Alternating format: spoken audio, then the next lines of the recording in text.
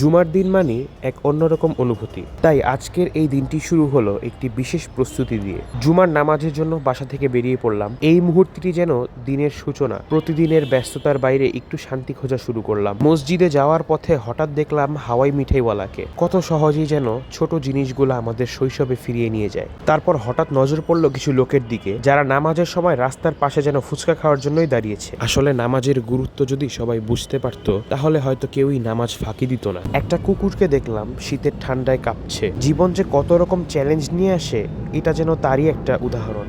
মসজিদের সামনে একজন আতরওয়ালা বসেছিলেন। আতরের সৌরভ যেন জুমার দিনের পবিত্রতাটাকে আরো বাড়িয়ে দেয়। মসজিদের পাশের গাছগুলো যেন নীরবে সাক্ষী দিচ্ছে জুমার দিনের বিশেষত্বের। এই দিনটি আমাদের মনে করিয়ে দেয় শান্তি, পরিশুদ্ধি আর সংযমের কথা।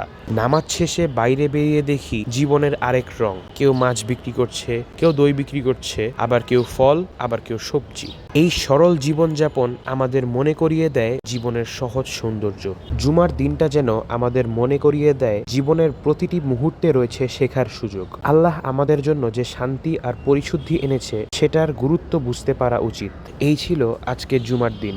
প্রতিটি দিনই হতে পারে এমন শান্তি আর সৌন্দর্যের মুহূর্তে ভরপুর, যদি আমরা তা উপলব্ধি করতে পারি। সবাই ভালো থাকবেন, সুস্থ থাকবেন। আসসালামু আলাইকুম।